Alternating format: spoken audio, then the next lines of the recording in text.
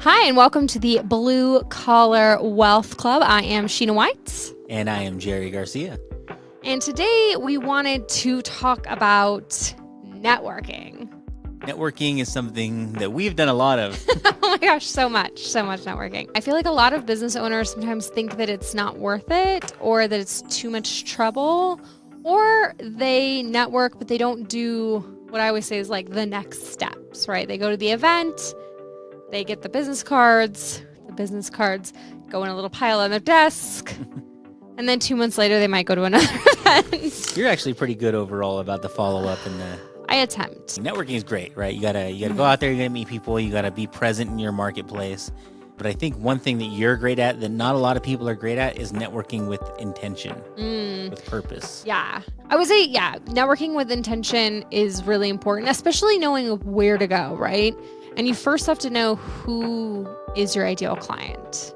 We live in the Denver metro area, and at least here there is a ton. You could network all day, every day if you really wanted to. Absolutely. There is a group of some sort. But the thing is, like, does that group get you to your client? Because I've gone to many a networking group where I was like, wow, there is not one person in this entire room that is my ideal client. And maybe they might know a couple, but they're not close enough to them that we could do that. Really, like, first you have to hone in on your ideal client, right? Well, yeah. And if you're a blue collar business owner, there's a very specific kind of clientele you're trying to push to, right? Yeah. Depending on what you do, you may want to be around a lot of real estate agents. Maybe. You may want to be around property managers, or you may not want either one of those things if you're doing commercial GCs and things like that. So you really have to know who you're trying to connect with to know where they want to be. So Mike Hallowitz, he talks about this even. He talks about finding a place where the people you want to talk to are already congregating. If you can't, maybe you can't go to a room full of homeowners, but maybe you can, I don't know. But networking, if you're thinking about other business owners, think about other business owners who are already talking to your clients, so that can refer you. So like say we did a lot of concrete. I used to own a concrete company. We did a lot of concrete repair. So my biggest referral partners were actually who other people saw as my competition. But they weren't my competition because maybe we had a little overlap, but not that much. So for instance, we didn't do any rip and replace. We didn't not pour a lick of concrete. For me, I got a ton of referrals from rip and replace companies because people didn't want to make the investment, or maybe it wasn't bad enough. It just needed some TLC. And we would come in and fix it. And then when I would see rip and replace stuff, I would refer them. So we had these great relationships, and we would refer each other back and forth all the time. They were talking to my ideal client. I was talking to theirs. It was, perfect. I think that's a great underutilized referral source, is others in your industry who have a different sub niche, right? Yeah. Even in mortgage, I don't like to do down payment assistance deals for various reasons.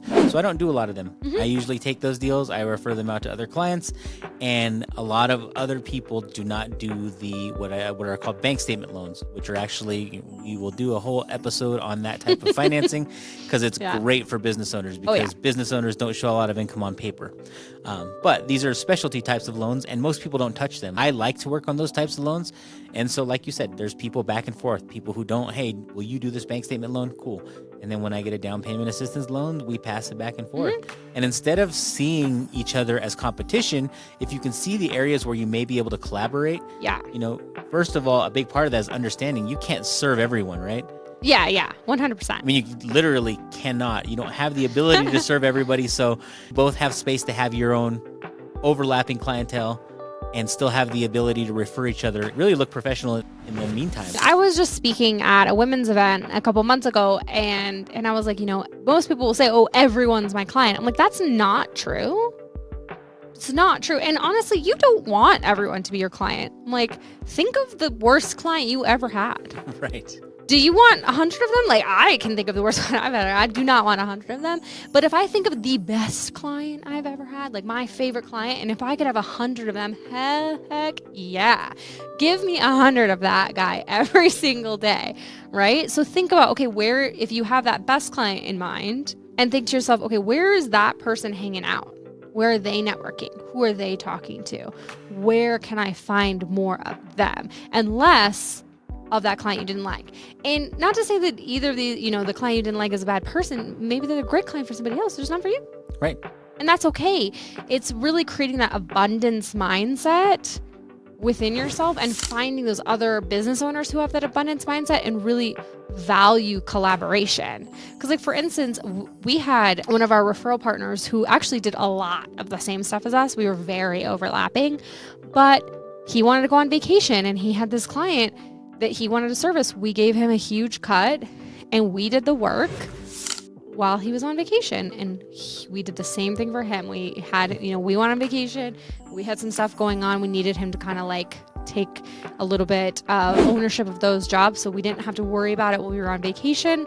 There we go. We both got vacations that year without having issue and still got paid. So really thinking outside the box in terms of your collaborative efforts. Well, yeah. And if you bringing this back to networking, maybe that network that you're looking at, maybe you've been thinking about networking as, okay, well, who's going to refer me clients? Maybe you're not looking in the right rooms even. Yeah. Maybe that networking within your own industry can actually be a huge benefit to you and something that you've never even considered because you thought it would be a waste of your time to network with other people in your same space. And it shows you that maybe that's not the case. For a lot of different reasons, networking within your own industry can be a great thing, right? You never know who may be looking to switch jobs or who may be looking to sell their business and may think of you as a potential buyer where you can then acquire a bunch of new clients through acquisition. That's a topic we can get into another time, but networking with purpose, and when we talk about with purpose and with intent, that's what we're talking about. You have to know why you're going into it, why you're talking to a specific person, what you're hoping to get out of it.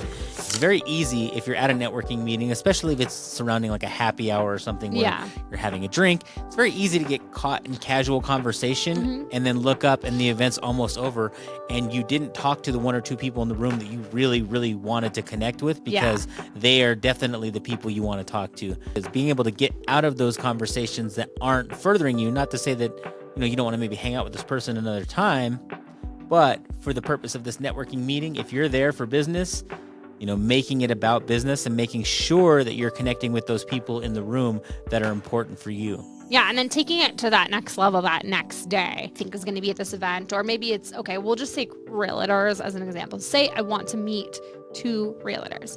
So then I go and I find those 2 realtors, because at any networking event, there will be at least 2. So you find those 2 realtors, you connect with them, and then you make a point to meet one-on-one. Either a coffee or a Zoom or some way of really extending that connection and making sure that, you can really connect with them and make it about them. Why do they care to meet with you? Because honestly, if I'm asking for a meeting with somebody, like, they don't know me.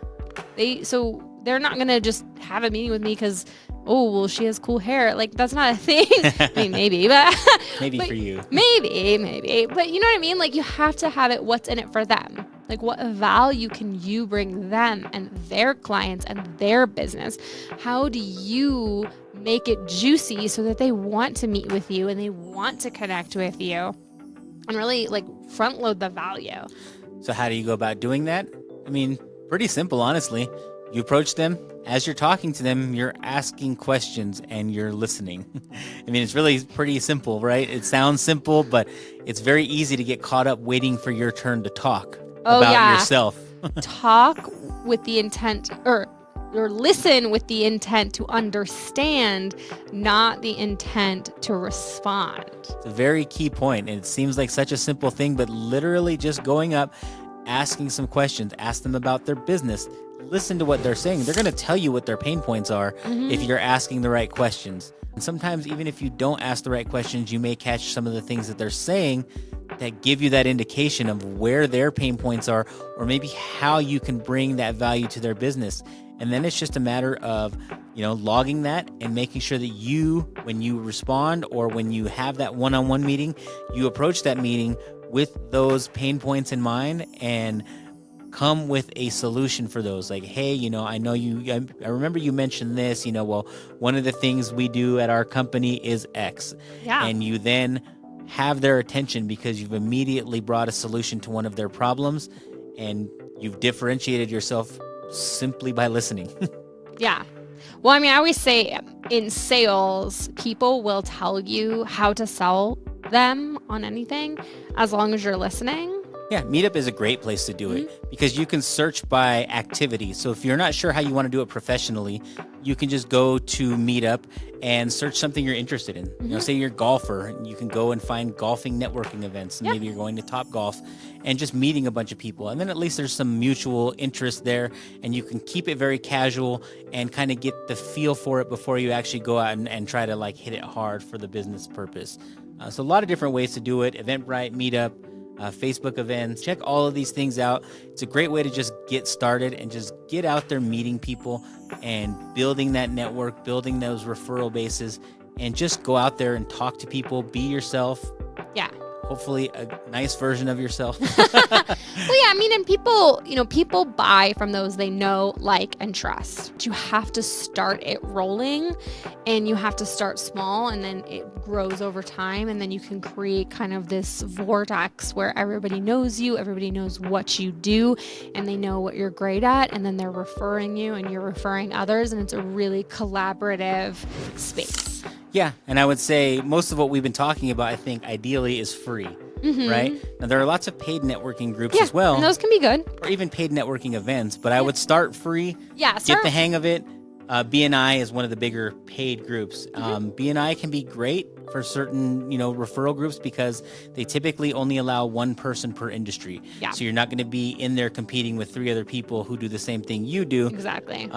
But those spaces can be hard to fill. If you have more of a unique business or service, it's easier to get into those groups, and you'll get referrals from not only your group, but maybe other groups from, the same market that are not specifically in your group. So a lot of different ways to go about this, but the key is to just get out there meeting people, and over time you'll start to get the feel of it, and it'll grow your business. Yeah.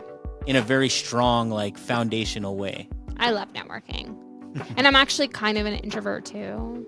So I actually don't love it in a sense. So don't feel bad if you're an introvert. I mean, if you feel anxious in crowds, it's not going to be easy, but I think we're both in the same boat where we're kind of extroverted introverts. We can get ourselves up for it, but we mentally prepare ourselves, and we do find that it is draining, going out there, being with all these people, talking, kind of being on the entire time can be, mentally draining. Yeah. So what we do is we mentally prepare. We know that we're going to go get ourselves psyched up for it, go out there, do the thing, go home and fall asleep. Exactly. Yeah. So just tell yourself, look, I'm going to go and, I'm going to meet, and don't try to meet a ton of people. This is the one thing I see too with networking, people where's your card? Where's your card? Where's your card? Here's my card. Don't do that. Just how are you going to connect with someone? Just say hi and start talking to them like a human. And then see how you can bring value to them before they can bring value to you, and really see if you can deepen that connection. Because honestly, I mean, with my current, role, some of my best referral partners, I would never, ever think. Right. And I'm like, oh, okay, cool, thanks. So just really open your mind, because it's people connecting with people, and don't psych yourself out. Yeah. I think that's pretty much the long and short of it. Start the networking. Get out there. Do it. And just watch what it does for your business in the long run. Yeah. So, get out there, meet some people. And thanks so much for joining us today on the Blue Collar Wealth Club. You can learn more at bluecollarwealthclub.com, where we have tons of amazing free resources for you. Awesome. We will catch you guys on the next episode.